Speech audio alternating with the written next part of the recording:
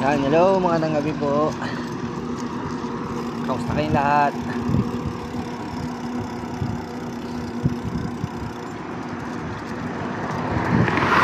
Well, anyway, meron akong gustong i-share sa inyo. Yan.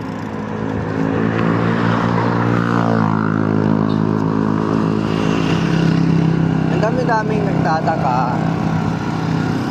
dami-dami ding nagsasabi, at ang dami-dami ding nagre-request na, kuya, baka pwede namang alisin mo din naman yung yung seeds mo. Well, although kayong mga nakakapanood sa akin dito through FB, well, and through FB, although nakikita niyo yung buong mukha ko. Then sa yung mga nakakakilala sa akin through personal, mas kitang-kita nila yung pagmumukha ko. Well, although sa trabaho ko kasi kailangan nakalagay lang tong seeds ko, kasi protection ko yan sa kay haring araw, pang-less sa radiation and ultraviolet rays. So yung share ko sa inyo, di bale, hindi naman sa pero medyo natawa lang ako. Then natawa ako na nagulat,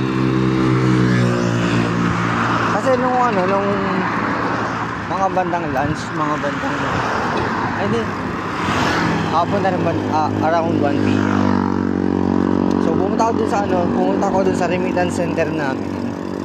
Pumunta ako sa remittance, nag-remit ako ng pera. Then sabi sa akin dun sa kahera, di bali dalawang babae yun. Sabi sa akin ng isang babae na, ay sir, nakita na kon ka pala, tumatakbo ka pala ng nakapaa, sabi sa akin. Tapos ako naman, di ko naman sana papansinin yun.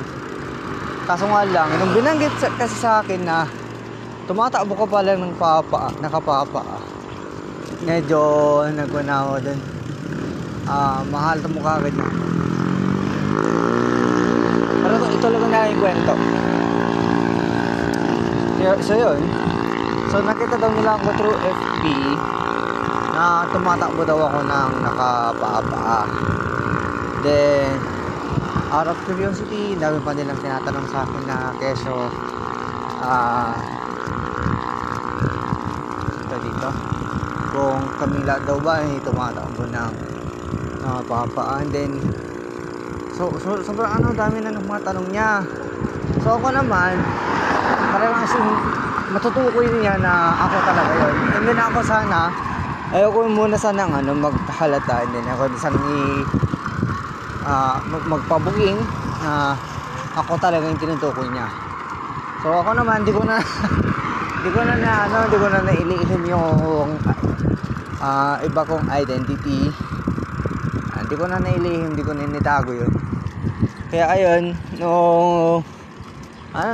nakipagkwentuhan na rin hanggang sa umabot yung oras. Sabi,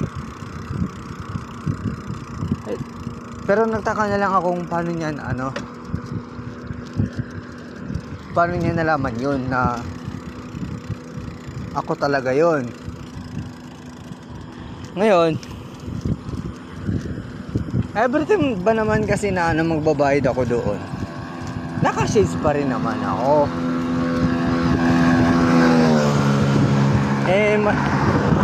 Madalas na nila yung binabanggit sa akin na, sir, alisin mo nga din naman yung shades mo, sabi sa akin. Kaso hindi ko talaga inaalis. Kaya ayun, nangyari, hindi na sila nakapigil. Sinur sila ako sa FB, in-stalk nila ako. May stalker na ako. Pero okay lang yun. Sa dito yun lang yung ano yung gusto ko ibahagi sa inyo. At least kahit pa paano, may mga taong gustong makita ka in person, ganyan. Gusto ko lang nilang makilala ng personal.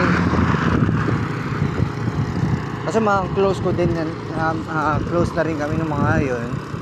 Kaya hindi mo maiwasan na gusto ko nila lang makilala. So yun lang yung ano yung gusto kong ibahagi sa inyo. Di bale pauwi na rin ako sa aking munting tahanan. Kaya ingat-ingat na lang po sa ating lahat and God bless po sa ating lahat.